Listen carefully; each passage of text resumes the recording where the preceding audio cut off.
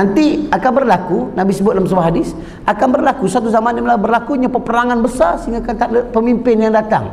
Sehinggalah Allah Ta'ala menurunkan Imam Mahdi menjadi pemimpin. Saya tak nak cerita tentang kisah Imam Mahdi ni. Kan tuan-tuan tanya orang yang pakar dalam bab imam-imam ni, tuan sekalian. Saya nak cerita apa? Nak cerita akhir sekalipun Allah Subhanahu Wa Ta'ala akan melantik seorang pemimpin yang akan memegang satu jemaah yang begitu besar. Walaupun pada ketika itu ramai ulama-ulama yang ada, tapi mereka kena meletakkan suatu wala ataupun kepercayaan kepada satu jemaah. Jemaah mana? Jemaah yang benar-benar nak bawa Islam melalui mereka yang betul-betul layak untuk memimpin jemaah. Sebab tuan sekalian, dalam bab kepimpinan dalam jemaah Islam ni, tuan-tuan sekalian, dia kena melihat daripada segi sudut kepakaran apa yang nak dibuat. Saya pernah sebut dekat tuan-tuan kalau pembincangan lepas kita bincang, tuan sekalian. Apa dia? Allah SWT memberi amanah kepada satu kaum tu, Tuhan tak pernah sebut pun dalam bentuk khusus siapa yang akan memimpin. Tapi Allah Ta'ala sebut dalam Al-Quran, innallaha ya'murukum an tu'adul amanati ila ahliha. Tuhan menggunakan perkataan ahli itu nak menceritakan bahawa pemimpin ini mesti orang yang layak daripada apa yang dia nak buat. Ahli itu maknanya kelayakan dan kepakaran yang ada dalam bidang dia, itu maksud ahli. Kalau dia nak memimpin sukan contoh, dia mesti ada ilmu kesukanan daripada segi apa yang ada, walaupun dia tak pandai main. Pengurus bola sepak, dia tak pandai main bola sepak, tapi dia belajar dalam selok belok. Orang yang belajar dalam selok bola sepak, kadang dia sepak bola tak pernah pandai, tapi dia faham tentang strategi bola sepak, kan? Kena ada dalam bidang dia tu sekalian, baru kena dia boleh nak susun strategi bidang dia. Dia pakar dalam bidang itu. Kalau lantik orang lain, dia jadi tak apa nak jadi. Kalau lantik kerana politik, kalau lantik kerana nak jaga nama, kan? Dia tak pernah main bola pun, tuan-tuan sekalian. Tak pernah main bola. Paling kecil bola dia main guli je, tuan sekalian. Tu je hak dia reti main. Tiba-tiba nak jadi pengurus. Hak tu jadi rosak, tuan sekalian. Tuan-tuan tengoklah sekarang bola sepak dalam negara kita, tuan sekalian. Dahsyat tak dahsyat. Ni hak terbaru pula, tuan, nak lantik seorang pengurus Harimau Melaya. Lantak kau lah harimau apa, tuan sekalian. Nak lantik, dituntut gaji oleh seorang bekas jurulatih Jepun dengan bulanan gaji dia 400,000 sebulan. Allahu Akbar. Menteri Mangkuk Ayam pula bagi tahu, kita jangan pandang gaji mahal ataupun murah, yang penting boleh menaikkan pasukan negara. Itu satu lagi bangang, tuan sekalian. Aku nak marah, tuan, jangan fikir ni ingat duit tu nenek dia katnya, duit negara tu ingat duit mak ayah dia yang dia rasa nak bagi ikut suka hati dia aja. Nak fikir rakyat. Kau duit tak ada, kau kerjakan rakyat, naikkan minyak 20%, suka hati kau je, kan? Aku nak marah sebab aku isi minyak, kan? Kalau aku datang naik basikal tak apa, aku naik kereta datang, kena isi minyak je sikit pun aku isi juga. Senang letakkan pada rakyat. Kamu nak letakkan benda yang tidak mendatangkan faedah, ada kepakaran dia. Tapi nak sebut, tuan sekalian, kepakaran tu Allah Ta'ala bagi. Apatah lagi perkara yang kita bincang tentang Islam, kita bincang tentang jemaah Islam. Bila sebut kata jemaah Islam, kepakaran yang wujud pada jemaah Islam adalah golongan ulama. Tuan-tuan boleh tengok, kita bincang sekejap lagi, ada perkara-perkara disebut golongan ulama ni, tuan sekalian, yang akan mentadbir jemaah Islam, yang meletakkan ulama ini orang yang bertanggungjawab. Bukan mesti dia kena buat kerja, bukan mesti dia kena menulis, tetapi kepakaran dalam bidang itu. Daripada segi sudut mana nak meletakkan gerak kerja itu tidak lari daripada landasan Islam. Sebab tuan sekalian, sekarang ni tuan sekalian, agak bising sikit, kecoh tuan sekalian. Sekarang ni tengah panas ni, Facebook panas, WhatsApp panas belaka tuan sekalian. Minum air batu pun tak rasa sejuk, tuan sekalian. Panas belaka. Duduk kat kedai kopi, order Milo ais pun rasa panas, tuan sekalian. Surat khabar pun mengada-ngada juga tak tahu, gatal juga nak cerita, tuan sekalian. Surat khabar kalau cerita menipu sudahlah, tuan. Cerita benda betul-betul menipu habis. Cerita juga benda dia tak tahu. Ada juga suara khabar bagi pandangan ulama begini-begini. Tuan-tuan sekalian, kita nak kata kepada orang yang tak ada hubungan dengan Allah tak apa, tapi kalau kata pada orang yang ada hubungan dengan Allah, kamu ingat hidup kamu sengsara. Hidup sengsara. Saya sebut dekat beberapa orang sahabat-sahabat saya yang bercakap agak lebih. Saya kata nak bagi pandangan, dia kata contoh ustaz, ulama ni betul belaka. Saya kata tak betul belaka. Mungkin ada kesilapan dia, tetapi kalau kita nak label seseorang tu ulama, dia memang ulama yang benar, dia betul. Sebab Nabi bagi jaminan, tuan-tuan. Istilah nama ulama ni, kalau dia tak betul, Nabi tak berani bagi jaminan.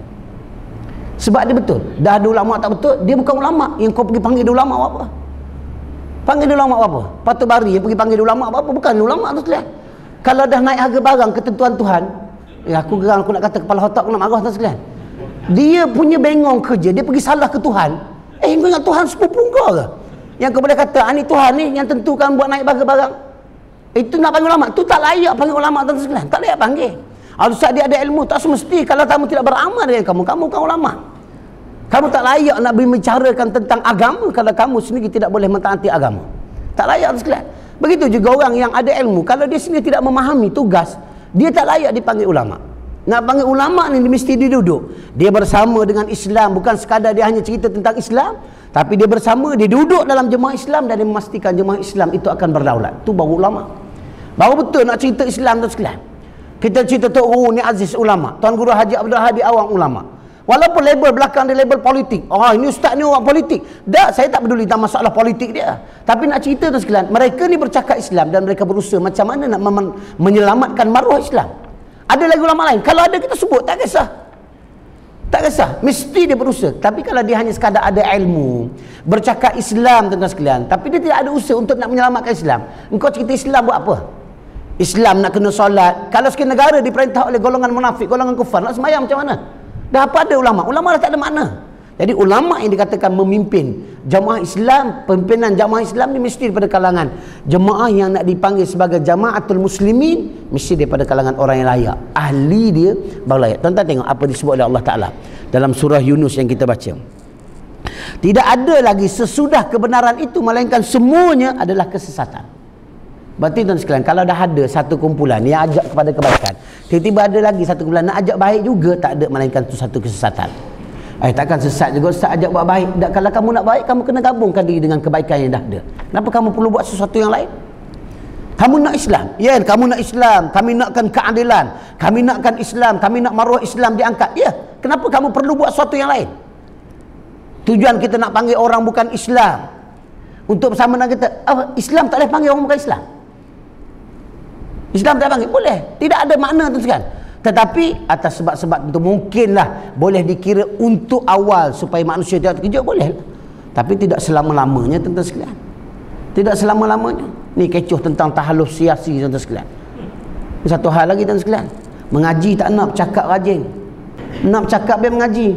Tahalluf satu bab, siasi satu bab tuan-tuan sekalian. Bukan tahalluf siasi ni benda yang sama, tak.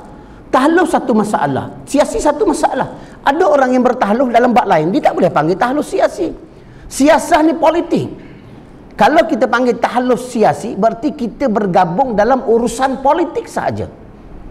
Itu dipanggil tahluf siasi. Kalau kita bertahluf, tidak semesti kita bertahluf dengan politik.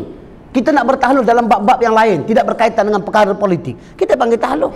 Tapi dia letak tahluf siasi itu begitu, mana kau suka hati dia je bagaimana. Kamu perlu belajar daripada suku fiqh.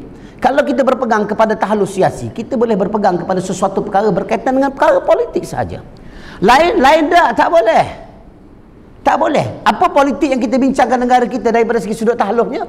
Perkara yang berkaitan dengan pemilihan sahaja. Pemilihan kita buat, usaha untuk nak mencapai kemenangan, kalau sekiranya tidak ada kemampuan boleh dibenarkan tahluf. Saya bagi ringkas je. Boleh membenar tahluf. Tahluf mana? As-siasi. Siasah tu boleh dibenarkan tahluf. Mana? Usaha untuk memberi kemenangan. Itu saja. Lebih daripada tu kita kena kembali balik kepada Islam. Apatah lagi apabila kita duduk dalam kalangan sebagai ahli jemaah Islam, kita kena kembali balik kepada Islam.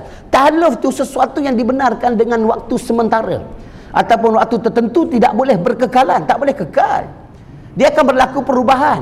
Apabila dah mendapat kemenangan, tahluf tu setakat mana boleh guna? Apakah boleh diteruskan? Tengok keadaan. Kalau sekiranya mendatangkan keuntungan kepada Islam, tak apa. Kalau datang mudarat kepada Islam, kalau datang berlaku penipuan kepada Islam, maka tahluf tidak boleh diguna dah. Sebab dia bukan hukum qat'iyah.